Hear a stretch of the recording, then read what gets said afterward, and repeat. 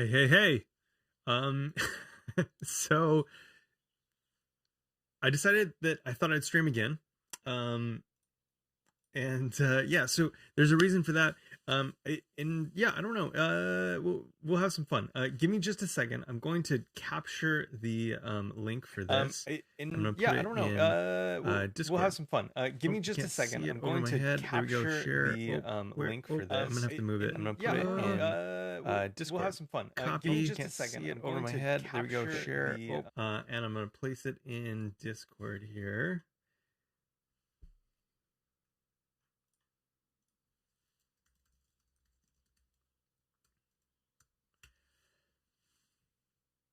Hello. Oh, I got a little bit of a, what is it, this side? Oh, my screen isn't big enough on this side. Hello, welcome. Glad you're here. So yesterday, I had set out with the intent of building the heading and text part of this kind of like system out, this colorway thing. Now, um, it went all right. I ended up kind of not really focusing on the heading and text and making those work. And I ended up spending way too much time working on the media object, which I love the media object. I think it's, one of the most kind of, at least the original version was kind of one of the most like brilliant little nuggets of CSS that I'd ever seen. Howdy, Ben. How's it going? Um, so I was at a conference this morning. I was doing I had a lot of work this afternoon, but it's Friday, and so I had like a pretty big cider for lunch, an apple cider. Big fan of those. And so I'm feeling kind of loose, and I was like, what the hell? No better time to stream than with a gigantic cider in me. So may regret this, but I think we could have fun today. So my goal today is to kind of tackle this media object that we have here, and kind of navigate what that looks like using CSS custom properties, what the fallbacks look like, etc. I know for me, something that I had struggled with, or like kind of after the call yesterday, I was like, oh man, like I wonder how I would like implement this, that, or the other thing. And so I did implement it, and I thought I would kind of re-implement it today on stream to just reassess some of the thinking that I had about it. So let's do that. I'm gonna get my stupid face out of the way. Still present, but out of the way. Okay, cool. So what we have here, I have spun up a server with for colorway running Storybook. Love me some Storybook. And then I wonder if I can get this back into a, oh yeah, I'm in a kind of like an isolated view presentation right now. Now, I added some examples to the kind of like how to these compositions, right? So I have kind of like a standard media object, and then like a couple examples of what that would look like with less styling. So I want to dive into, and I think maybe this, let's go with this first example here since it's the most fleshed out. I'll isolate it, and then we'll start coding. So there's a lot going on here and a lot that we've changed. So I'm going to kind of start over from scratch, essentially, and kind of build out like what I would like to see as a developer experience. Now, I'm going to kind of talk through some of the pieces here and how I'd like to see a progressive experience. So right now you can see that this image is coming in with the full aspect ratio that is provided like from the image. We're not doing any cropping here. And then also like this content area is kind of like just, whatever gets passed in. Now my goal for APIs as much as possible is that that there's like a minimum implementation. In this case, it would be some selector for the media object. And that if I, only want the container, then that's all I need to do. However, I could kind of like augment that with, other pieces, other selectors as the need arises. So like right now, the way that my implementation stands, I could switch these and have like compositional control over how this, oops, not those ones, the examples get rendered. So I could switch those. Obviously, there isn't anything accounting for the gap that I would need in between these. So it's kind of this container only version only knows how to account for like kind of the image and then content kind of standard, if you will, orientation of a media object, which is fine. And then we can kind of flesh that out with grid regions as we need, but that would obviously require additional selectors. So let's go through this and kind of re-implement all these parts. It's fairly minimal, the code that we have here, and so we'll just kind of comment this out and start from scratch. I just noticed fall back, not back. Okay, let's comment that out, and let's comment out our implementation here. But I do want to keep that same selector. So if we save this, you can see that all of this kind of reorients itself. It becomes more of a block orientation. And I can even take out some of these kind of discrete stylings that we have. So these are all like stylistic overrides. I might leave the object just so we can add to it. But as of right now, this is what we would get by default. The image is going to come in its full size, and then as this div is going to kind of wrap onto the next line, and then the content is below it. So we can change that a little bit with by providing a grid.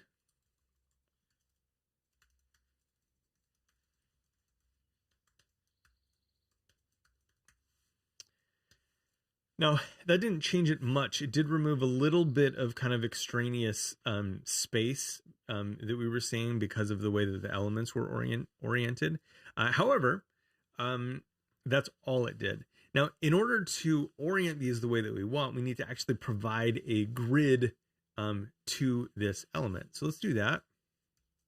And remember, we're only using so far this selector. So that's good.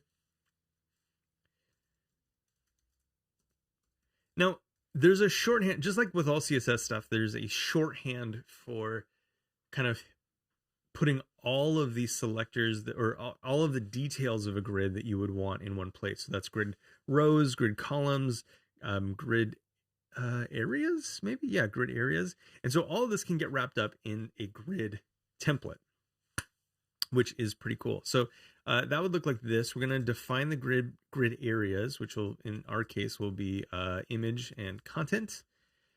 And then from there, we do how many, I always flip up columns and rows. How many rows and then by how many columns. And the syntax looks like this. Auto, so that's going to provide us with just one row. But then we can do a forward slash, and then that will give us our columns. So columns is going to be, let's see, what did we have here before? We have a dynamic value that we're inputting here. Let's just do auto. So we're going to have two columns. We can do auto, or we can do one fractional unit and one fractional unit, or one fractional unit and auto. Let's try one fractional unit and auto, see what happens. Okay, cool. So we get this. Let me inspect the grid and kind of see what is going on.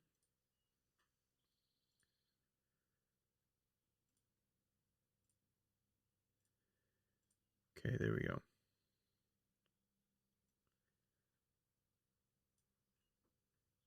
So we've targeted this specific grid, and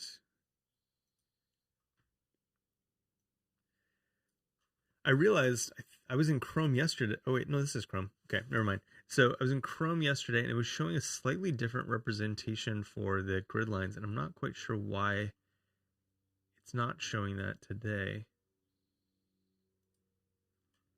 Probably some option that I disabled or whatnot.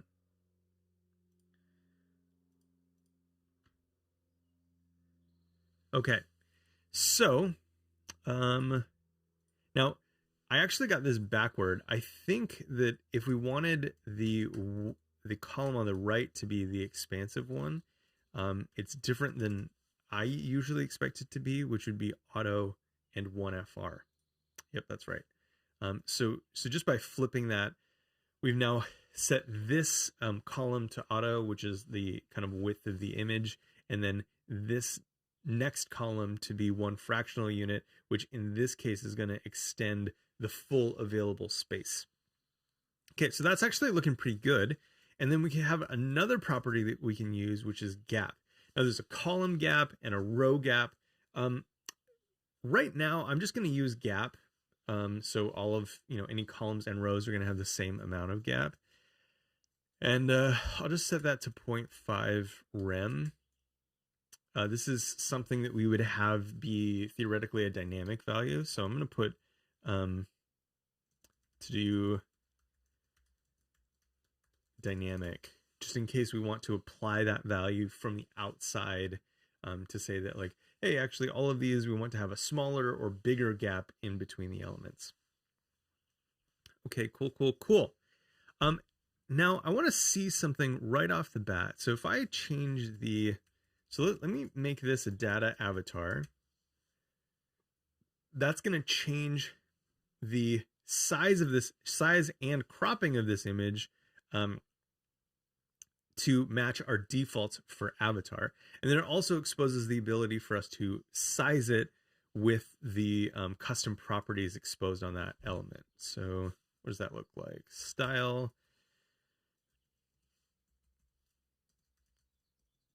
What is it? Avatar size. Let's make this bigger. Let's make this 3 rem. Okay, cool. So we just made it slightly bigger. Obviously we can do anything that we want here. So border radius.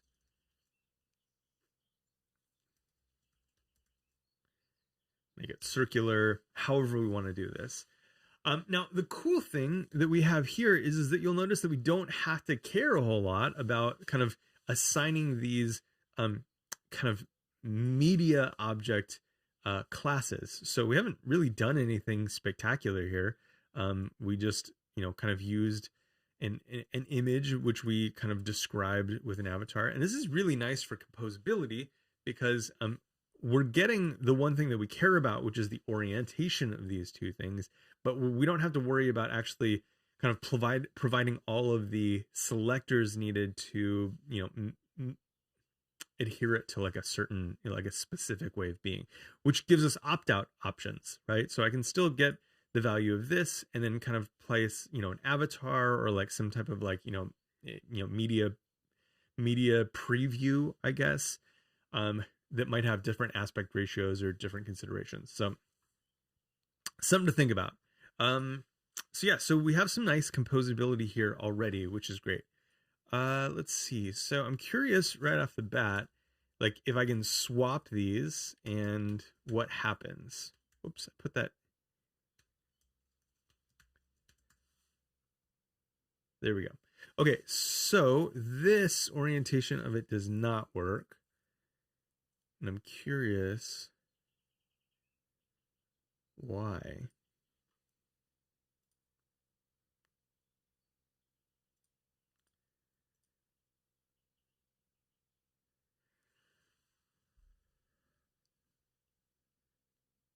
It looks like it has to do with the way that we're providing this grid.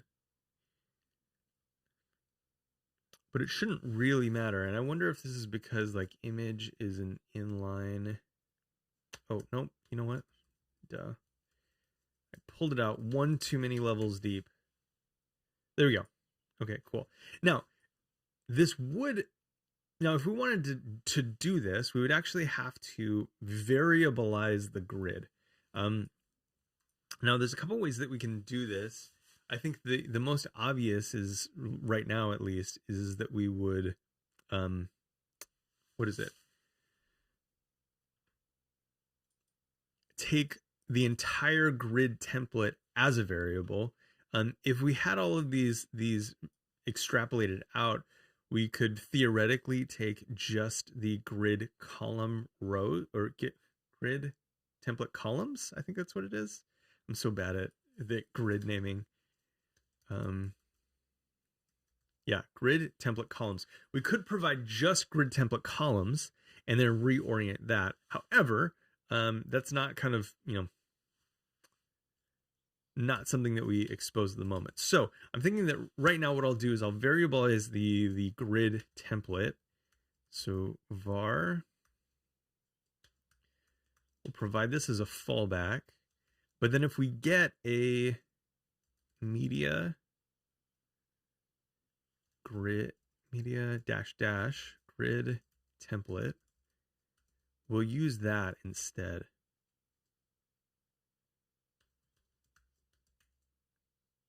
Okay, so nothing should change, and it looks like everything remained the same.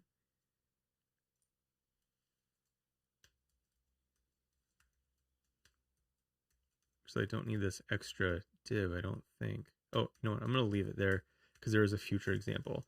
Okay, so style, and then we provide as a custom property media grid template. Now, these are kind of funny because grid templates use these strings. We actually need to wrap this in a template literal. Is that right? Template literal tag. Yeah, template literal. So that we can provide the strings as well. If we just give it the strings, it's going to be totally confused. We've got to wrap the whole thing in a template literal.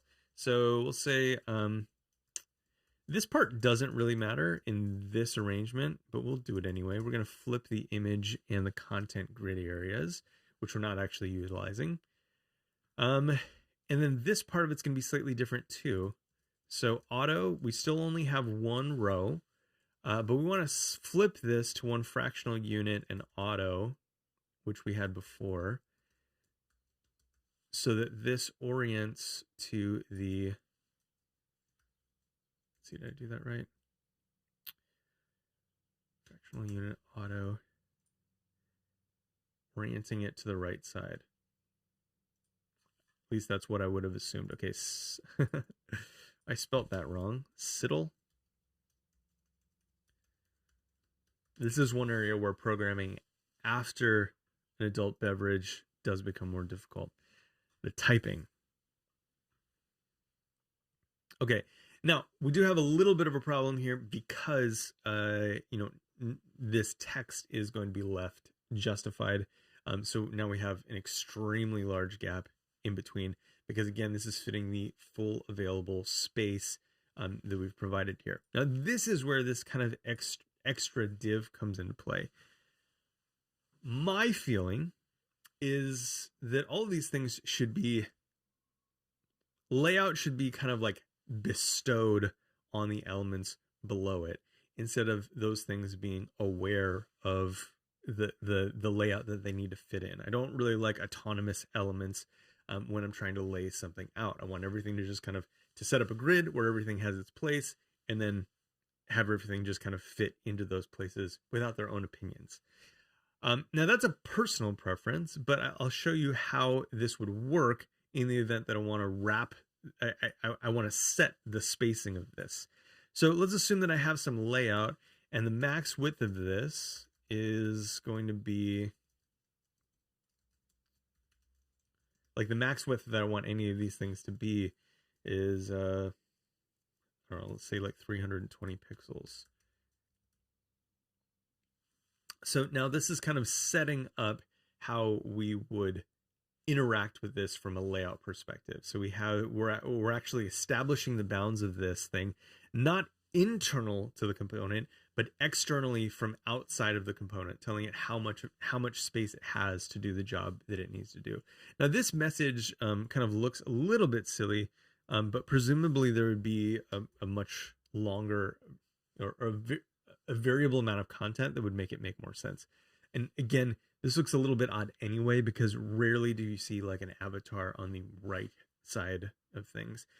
Even conversation bubbles that are kind of like left and right oriented will typically exclude the avatar because of how unnatural it looks to have left justified text with an icon, or to right justified text for the respondent. It looks equally as bizarre.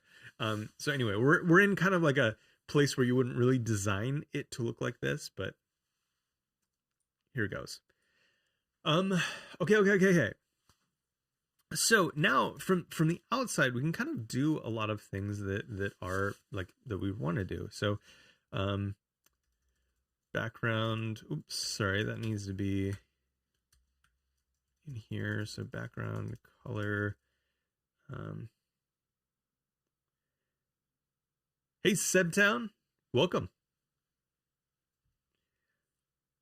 Let's see. So we have, or wave back. I'm waving back to you. Let's see. Background color. Pink. Susie, what's up? Hey, I didn't know your YouTube name. Welcome. Good to see you. Glad you're here.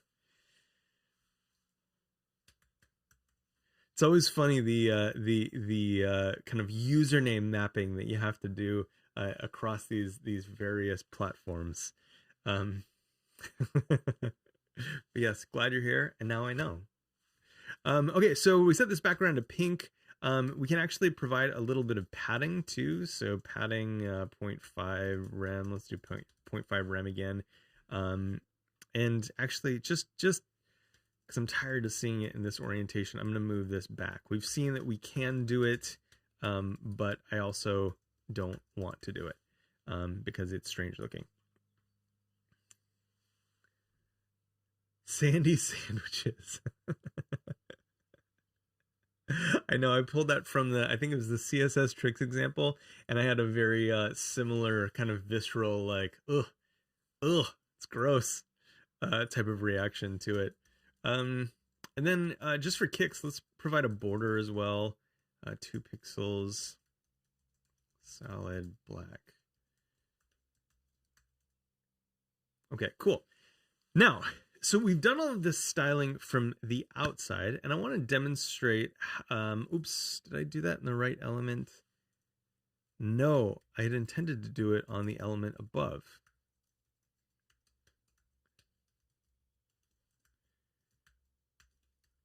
Need a comma. There we go. So same outcome. I just put it on the outside element, which is the way that I like to I prefer to think about the composition of these things. Okay. Now, you'll remember that we have another element called, if I go back out, we have another element that we use called box, which allows us to kind of set these things via custom properties.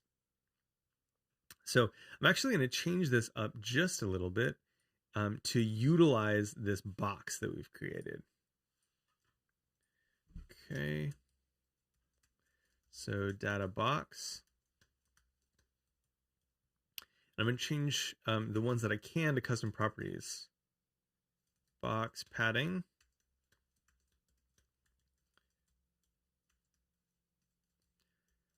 Box border. Cool, perfect.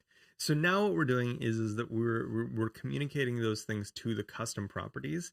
And the nice thing about this is that we could provide some like pretty neat, I mean, again, this, I don't know, I could try to like extol some virtues from this, but this is really just kind of like my preference in the way that I work with custom properties and elements.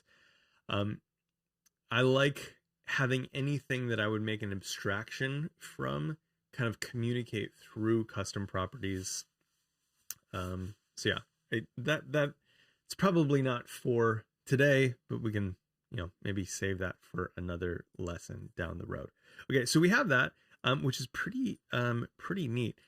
Now, I want to talk about this gap here because gap is something that really should, I mean, we already, noted this, that like gap is also something that should be variabilized. because it's very likely that you're going to want to change the gap between these elements based on the context of whatever it is you're trying to do. So let's go about resolving this to do with a var. We use a comma to say that, 0.05 is the fallback value that we want, because we want at least that much padding. This really kind of depends on your implementation if you want to provide fallbacks or not, or if you want to provide fallbacks that are like a neutral zeroed out value. Really kind of up to you. But then here, we'll actually take a custom property, and this will be media gap. Now I want to show you something nifty. And this is something, this ties into the reasons that I really like working with custom properties. Is here is where we have data media. And so this is naturally where I would be inclined to put the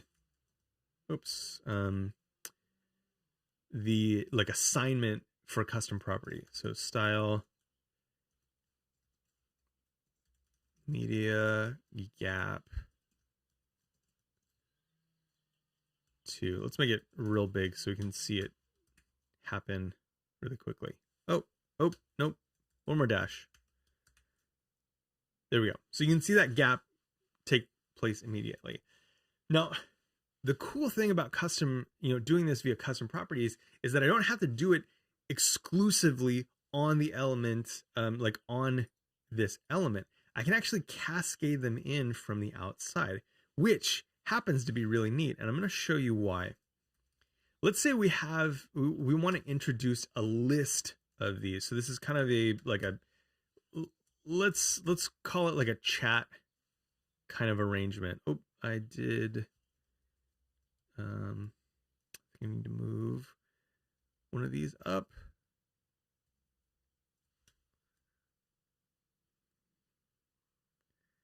Or just provide another one.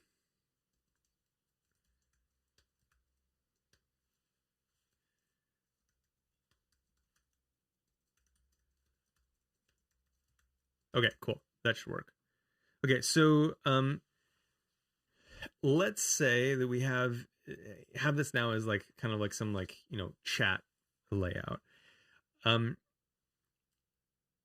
I have to right now, in order to keep these consistent, I have to provide media gap to all of these, right? So like if I take this off, for example, of this second one, well, then that second one kind of like goes back to that default value. So I have to kind of like write this out for all of them. Now, again, like in code, like if this was a chat, this is going to be like enumerated from some type of like list that's in code. And so you would just kind of write that template one time anyway. However, I like tools that allow me to like lay out in like static systems as well. So a consideration of this is kind of, building layouts in static systems. So let's take this out and say that we want to apply universally an amount of padding. Well, we can do that from the outside now. And this custom property is going to cascade that value into all of the nodes below it. Now, an area where I really like this is in doing layouts with multiple buttons. So like, let's say that you have a footer, and then that footer has, like a cancel, dismiss, and like accept, buttons. Let's say there's 3 of them. Now I can just kind of cascade the size of the button that I want into that whole region, that whole at the parent node, and then know that they're always going to be the same, instead of having to apply some type of modifier to kind of bring them all into alignment together. So that's something that I really love about this style of using custom properties. It's really, really great for that. Now, this box, I'm kind of thinking that I want this box to be a grid as well.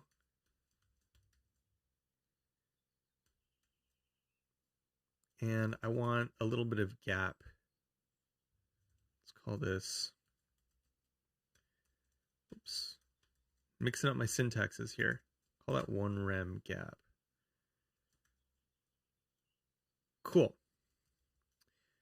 And then because we have a 1 rem gap there, I also want a 1 rem gap there, and then 1 rem of gap, or 1 rem of padding around the whole thing.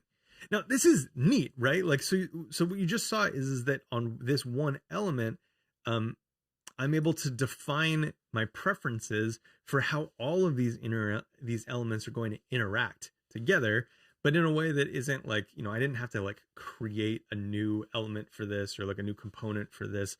Like, I'm just kind of doing it all in line as to like what feels best for me.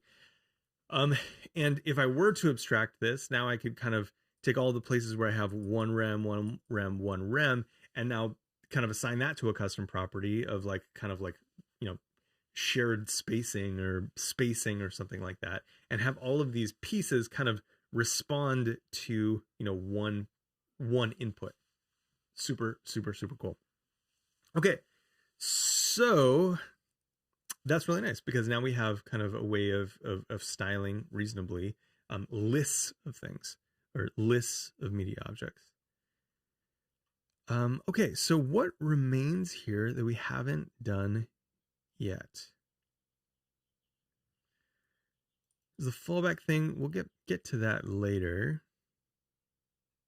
I think that we've actually already, in doing it again, it's actually already better than it was before, because you can see I had this thing where I was like, if we get an image, make it 100% width, but we've actually solved that with the with how we've tackled auto and 1 fractional unit, which allows the grid to actually be responsive to the content inside of it, which is super cool. Okay, so what's next? So what if we want to give some additional control over these things by assigning them to like, by giving additional classes, so assigning them to like grid areas. Now, the cool thing about grid areas is that you can put content into a grid area totally indifferent to the structure of the markup, which is pretty great. So let's kind of play with another example. So here we have just kind of, so what we've made here is just like a standard media. I also want to do one that kind of plays into the notion of the grid areas.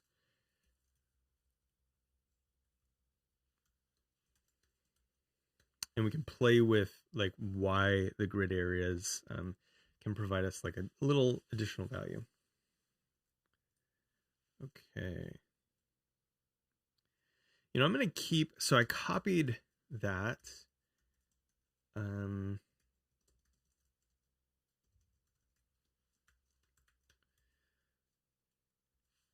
I'm going to actually borrow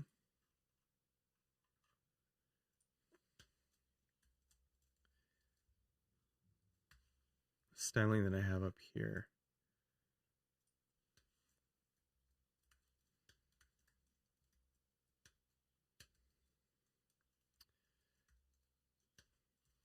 Thank you for hanging out with me today. This has been something like I've been wanting to build this project as a resource for a really long time, and I've been finding that it's hard for me to stay motivated unless I actually just kind of say, you know what, I'm gonna press the on button on this stream and kind of see where things go. So if you have any thoughts, concerns, questions, I'm also happy to answer those, because it helps me understand like kind of like what's just a byproduct of the way that I think about stuff and what actually does feel intuitive and natural. Okay, I want to make sure that this is still dynamic by deleting data avatar, and it is. So it fits the available space. Maple Leaf, yes, absolutely. It's like I get so much more done. Like I've been considering streaming the parts of my work that are not like behind NDA, because I it's just so much more productive to like to be like, oh, somebody's watching me right now. I feel the same way about pair programming actually. Is my pair programming sessions are way more valuable having someone else to talk through with than like just me kind of like circling the drain on like, oh no, this is the way I want to do it. Oh, but this, okay, I want to do it this way. Oh wait, but the other way was better because yeah. Anyway, yes. Also, hi. Thank you for being here.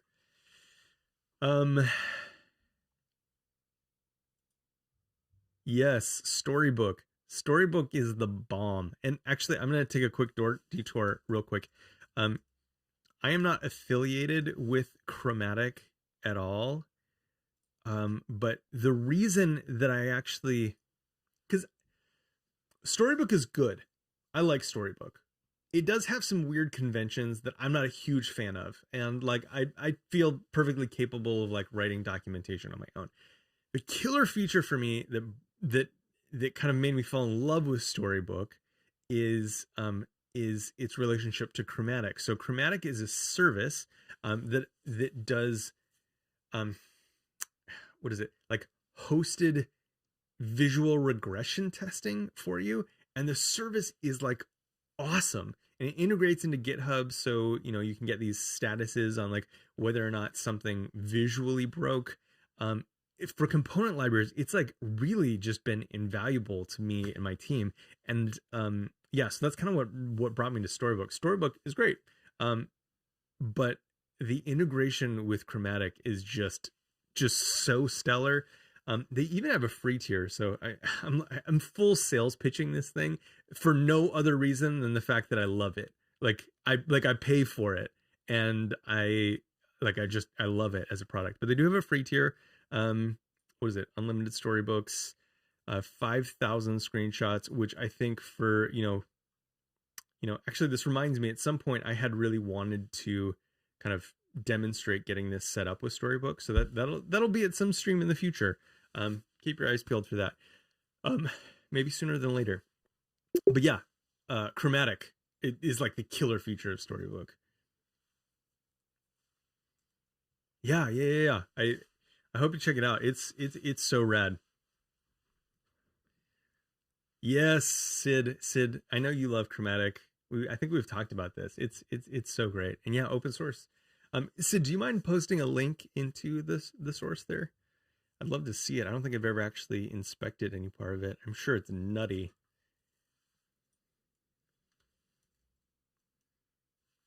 Okay, so where were we? We were on here, and I'd taken data avatar off, but I'm going to put it back on to shrink that avatar back down and see that everything's kind of stylistically still behaving in the way that it should. This is great. We're doing super good.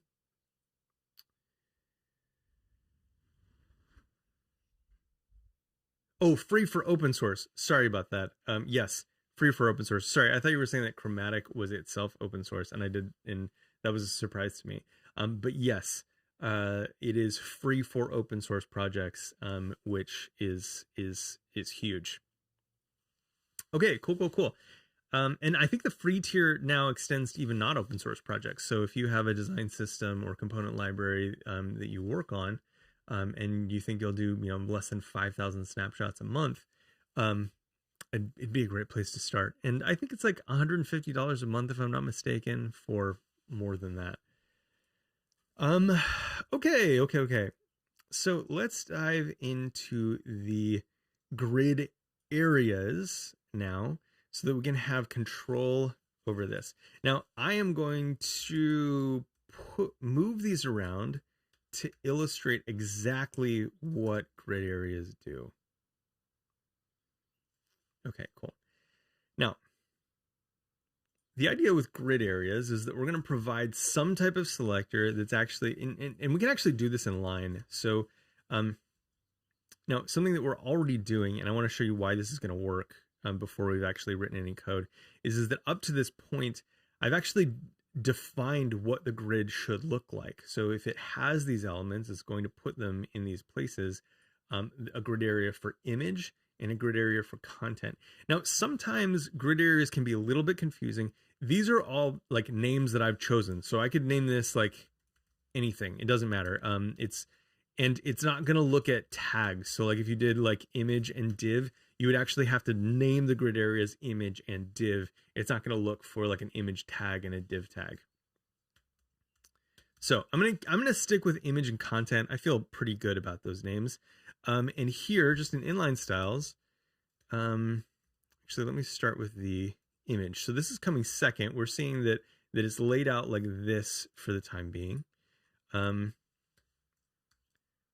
I'm going to add a selector here, or actually no, inline style that says the grid area that we want this node to fall in is grid area image. And then it flips it. So that's super cool. So we didn't even have to apply the other grid area, which is kind of nifty, because it just kind of like, throws it in the next one if it's not there. However, we can do that just for thoroughness. We'll do this grid area content, and nothing should change. If it does, I'd be surprised.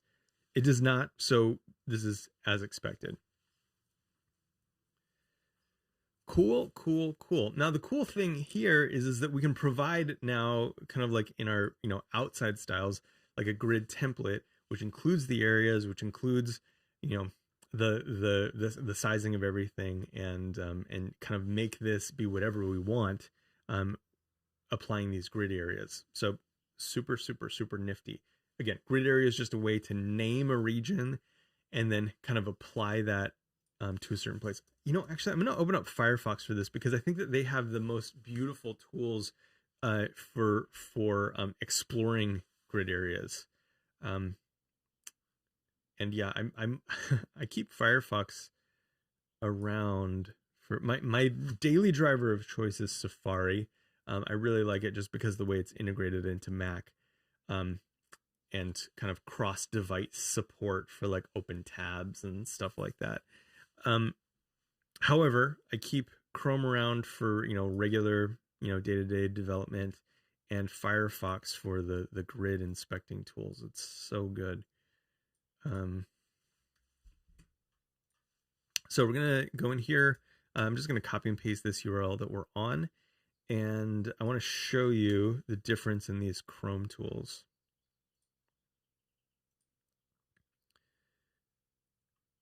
Or sorry, I said Chrome tools, Firefox tools.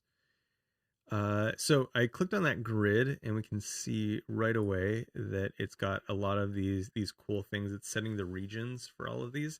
But then you can also see that it shows you the named content areas. So even if I don't have any content at all, so let me delete that from the example. You can still inspect the regions and know how to communicate what you want to fall into each place, which is neat.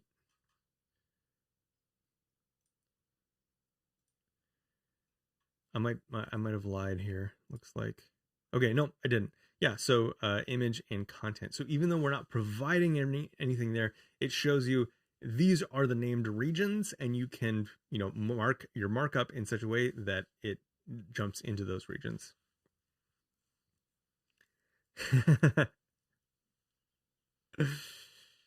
Yes. Yeah. Susie, the Firefox grid inspecting tools are like the absolute best. I love them so much. And I think, so I'm not seeing it. Okay, here we go. Yeah. Oh, and so they go even further, actually. So let me see if I can zoom these in. So they go even further where you can kind of turn on. So they have these additional grid lines, so you can kind of like turn on like the context of the things around it. But then they also, so you can turn on and off certain things that you may want to see. So if you want to see just the grid lines, that's fine. If you want to see the area names, that's a thing, and then kind of extending lines indefinitely. So let me turn just the grid areas on, and then kind of undo my deletion of this code.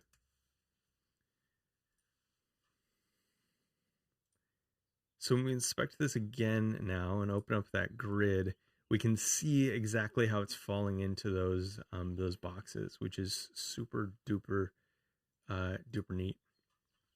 So yeah, those are Firefox. I know that Chrome has recently made a pretty good amount of headway with the grid tools, but I think Firefox is still kind of, out front on that regard.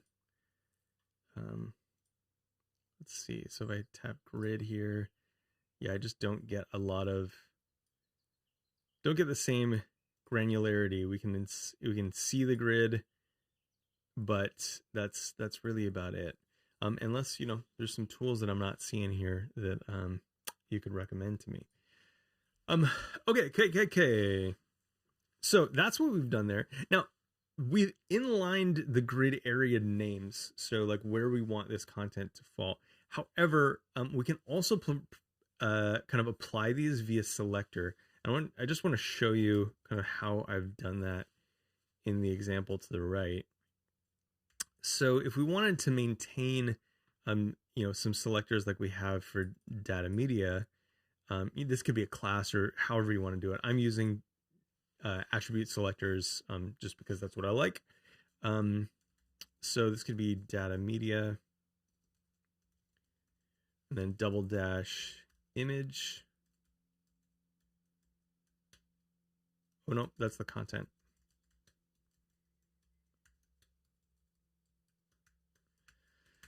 And do the same thing there. Now, I'm going to be honest, I'm not actually sure why that worked because, oh, here we go. That's why. Okay, cool. Yeah, so now that I took those grid areas out explicitly, it should break again.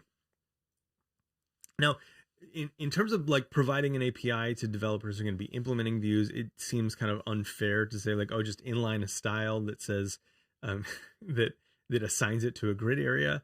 I don't know. Maybe that's the way that you want your teams to work. Maybe not. However, I do find that selectors is probably a nicer way to do it. And with the selectors, you can actually provide some additional considerations. So let's do that now. So we're using a selector even though it doesn't exist yet. So let's implement those selectors. I'm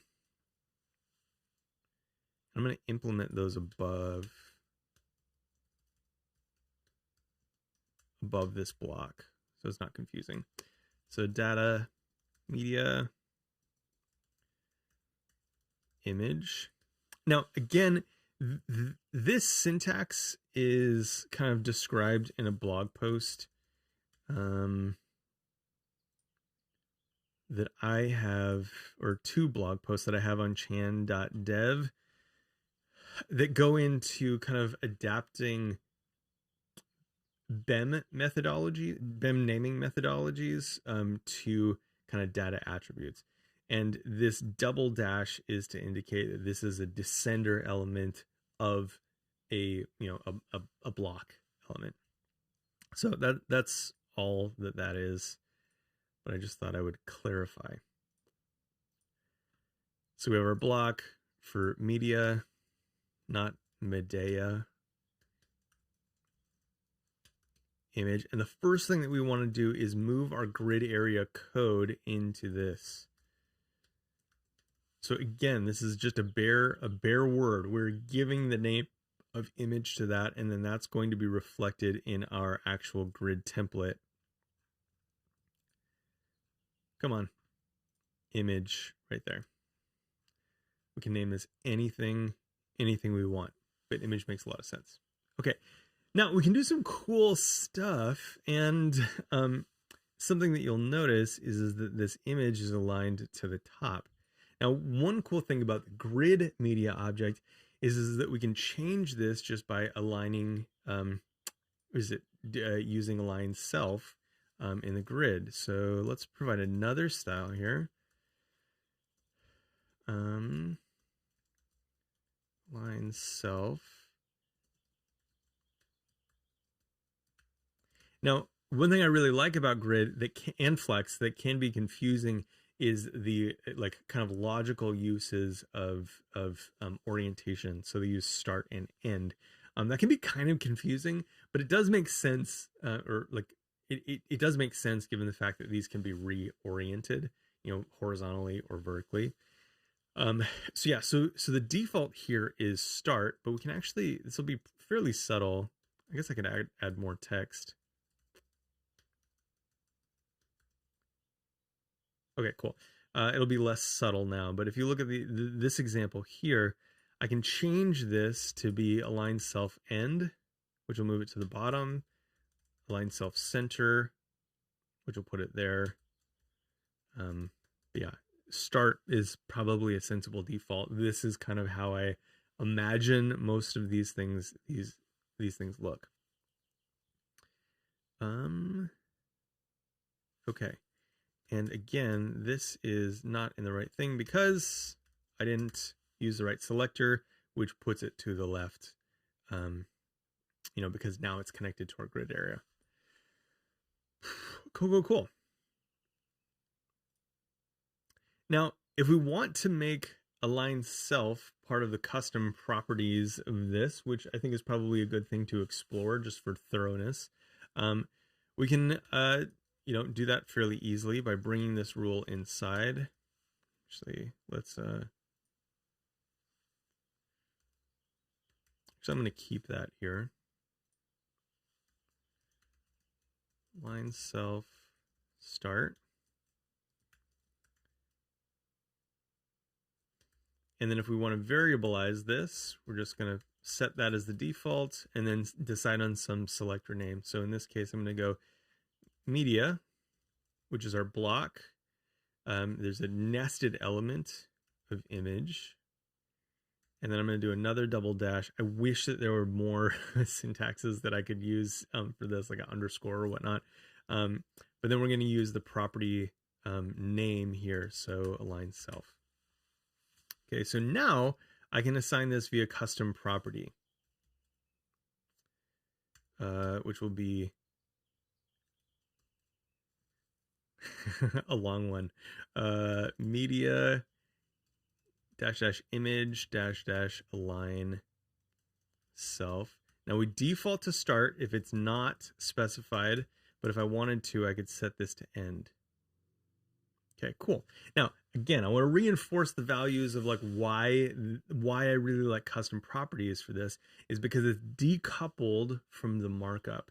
So if I had a list of these and I wanted to set all of them to be, align self end, I can easily do that by targeting a parent node.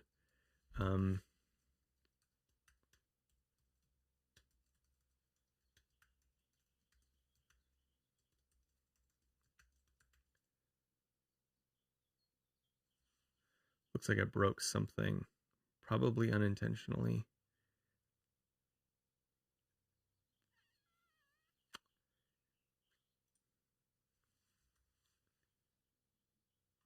No preview available. What? Oh man. Oh wait, no. I done messed up bad. Let's see.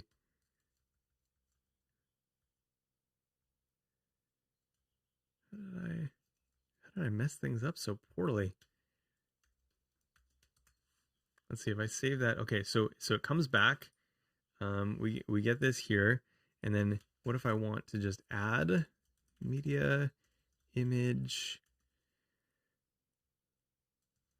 property align self? I did some weird syntax thing. And okay, cool. So you can see now, and only in this one where we have it scoped to the parent, I've been able to say from a parent that I want all of the kind of like nested any media objects that are, media images that are nested inside of this view. Well, I want all of those to observe this custom property that I set to be on the bottom or the end, visually the bottom.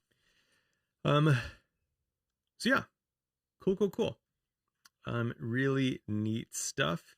And then this is more like illustrative, but like if I wanted to add some additional concepts to like, data media content and say that like the headings in these, any data heading should always be purple.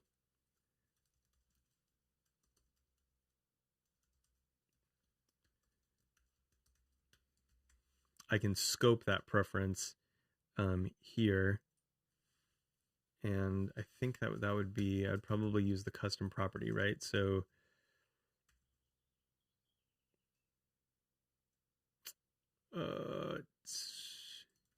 heading color is purple. And you can see that took effect. Cool. Now you can see specifically that it only took effect, even though this markup is largely the same in terms of kind of these elements and them both using data heading. It only applied to this one because this is the only one where I'm actually specifying that this is media content, right? So if we go up to the example above, remember we're just kind of like getting this layout by like inferring some of the like the default specific to the position of the markup.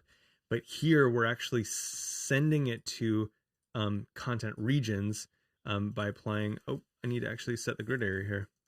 Not that it matters because it's defaulting to that, but because we've named it, we do need to set the grid area as well. So content.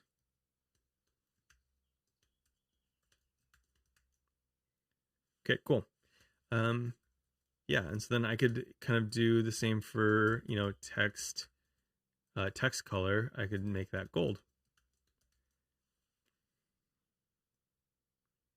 Am I using text here? Data text. Oh, that's just the heading. Whoops. Okay. Oof. Glad I went through that because this markup is a little bit of a mess, or this CSS is a little bit of a mess at the moment. Okay, so the grid template area, I want that to just be assigned to that class. This is what I want in that heading. And then if we have data text, or if we have a text element in there, text color purple. Oh, except I want that to be gold, just to make sure that we're doing something different. What a terrible looking color on that. Green. Is that worse but more legible? Yes, I would say it is worse and more legible.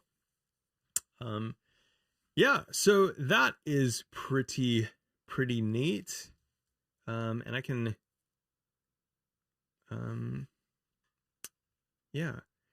And I think we're good. Now I had some things that I wanted to I had intended to talk about in terms of fallbacks. And so I might just allude to them because I try not to stream for more than an hour anyway, and I got like 2 minutes left. But I will just kind of nod to this for the time being. In my previous implementation, I was, I was using media image size because I had not done what we did here, which was to use auto, which changes the row based, or the column width based on the context, which I like better. I think it's a more sensible default. And so what I had to do was use kind of like a fallback value in a couple places. So I was using media image size to size the column itself, but then also the content inside of that column right here in my avatar. So I was saying, like, if we have an avatar in there, like, let's make this a certain size. Now all that's gone away because we have a better implementation now, but it introduces something that can be a little tricky about custom properties, which is that if I have in here, we'll have to cover this more in depth on a different day, but if I have media image size with 2 rem here, this property becomes really difficult to I guess I'm always required to provide this property, I guess. So I'm trying to think of the difference there. It's very difficult to provide a fallback for this when I've assigned it here, but then also make it overridable from, as we've seen, from an outside element. So we can always override it if we provide the rule right on the element. But something I am like always hunting for is the ability to provide it from an external element. And these, when we do these kind of fallback assignments, they totally break down in that regard. Was it the cascade or specificity or inheritance or whatever is not right in such a way that it allows you to do that. So what I tend to do is have a separate value for the fallback, which I would use in an orientation like this. Any place that I need it, I would say var if there's a media image size anywhere in the previous element tree, use that. However, if there isn't, then we're going to use this specified fallback value that can be shared, but you wouldn't actually override in the kind of on the element. Anyway, that's a lot of confusion. Sorry to end on that confusing note, but here we are. Just more things to cover later. So if you had any interest in seeing kind of the progress that we have so far, Chantastic, github.com/chantastic/colorway is where I am working on all of this stuff. You can see how storybooks work, and hopefully we'll integrate it with Chromatic sometime soon. So here we go. I'm going to paste that in there if you want to check it out as a resource or a reference, or just have an idea. That's it for today. Thanks for joining me, and I'm glad that I made it through. I will admit it's a little bit more difficult to get through with a nice tall pint of cider inside of you, but we made it through. I'm grateful to you for sticking around, and hopefully this was valuable to you. Absolutely valuable to me, because I would not have done this otherwise. So grateful for your time and investment here in me. And yeah, if you have anything that you think is absolutely just terrible, let me know, because I'd like to know, because I think it's kind of cool. I'd like to know how to make it better. That's it. If you want to be notified of future streams like this, just subscribe and hit the bell. And I don't know, YouTube alerts you somehow. I'm not really sure how it does, but it will. And then you can kind of see these streams in the future. That's it. Thanks so much for being here. You're awesome. I'm glad you're here. Yeah, that's it. Have a great